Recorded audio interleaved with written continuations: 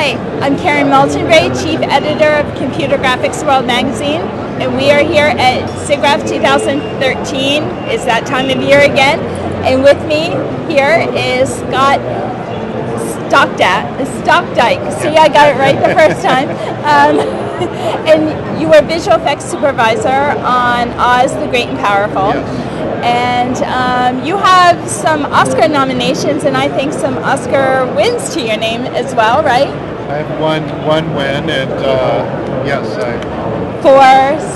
For Spider-Man 2. Okay. 2. All right, and fingers crossed here that Oz is going to be one of the top films come the end of the year. Well, there's a lot of great work this year, but I'm really proud of what the team did on this movie. So. Okay, well, tell us a little bit about the movie. Well, basically, we're going into the world that Frank Baum created, and it's in the mythology of Wizard of Oz from the early 1900s. And Sam Raimi worked with writers and the producers to create a story of the journey of Oz and his journey and his decisions that he makes through this fantastical world.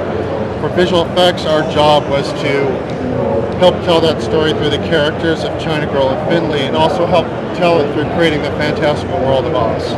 And China Girl and Finley, they're the two digital characters in the movie, they're right? The two main digital characters, yes. And they're the ones that really were voiced by a live actor who was on set for Joey King for the China Girl and Siggraph for Finley. And they were the ones that our animators just poured their hearts and souls into. Now, the movie itself, gorgeous. It's very art directed. Yes. And what were some of the more fantastical scenes, in your opinion? Well, one of my favorites is really when Oz first meets China Girl in Chinatown, and it's less of a huge scale shot, but more of like an intimate character and emotional kind of thing. And it was like, for our animators, it was really an exercise in restraint and like conveying the emotion through the China Girl, but not being over the top, like pulling back. And then the other favorite one is really when the baboons are attacking Glinda's army at the end. And I love because it brought the effects team with the lighting team, and like shot by shot we're able to tell the story and reveal layer by layer of what was going on. And that was just a great opportunity for us. Now, how does it feel to have to, like, basically everyone knows the story of the Wizard of Oz, and here you are taking a property everyone knows and loves, and you're retelling the tale. Was it a nerve-wracking thing? Well, it's interesting. Just from the very start, we knew that we had this original screenplay in the world that Frank Baum had created, and that world is so like near and dear to so many people's hearts that we knew we had to really like come through and create something that people would love. So all throughout the production, like we were trying to make the best movie as we could, and we worked like everyone who worked on the movie worked incredibly hard. Now, what makes it so unique?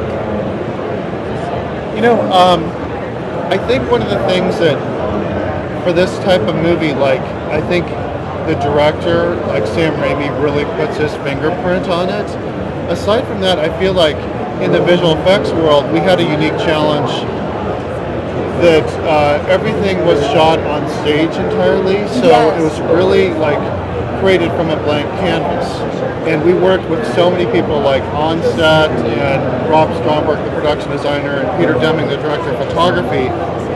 But it's like we had to work with all these people and over 500 effects artists to create a kind of unique world from scratch.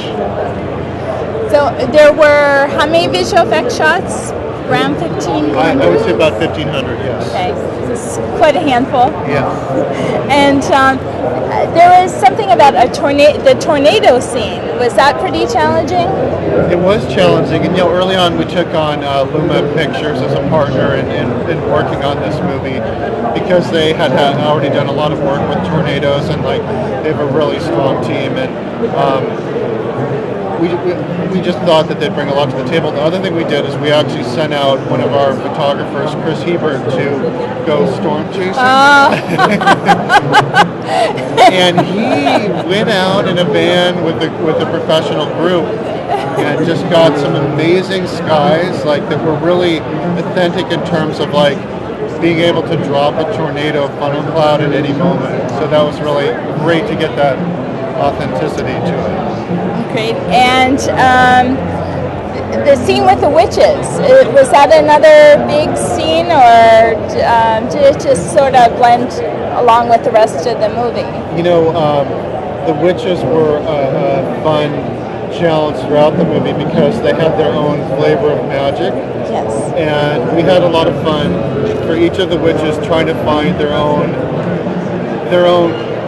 feel for the magic in terms of like Glenda was in this sort of iridescent, multicolored rainbow kind of world, which was kind of in tune with the world of Oz.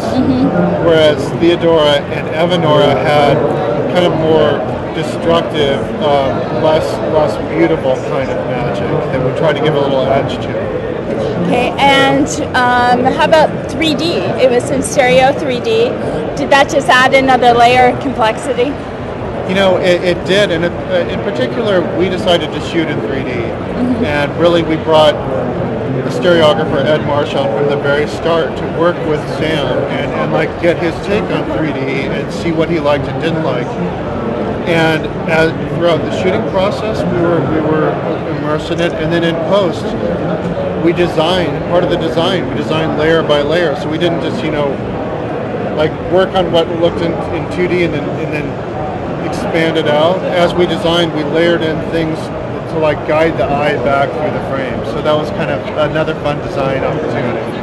And what are you working on now? Right now I'm taking a little break. Much needed, I'm sure. Yes, just enjoying. Well, great. Well, congratulations on a successful film, and thank you for taking the time with us. Great, thank you.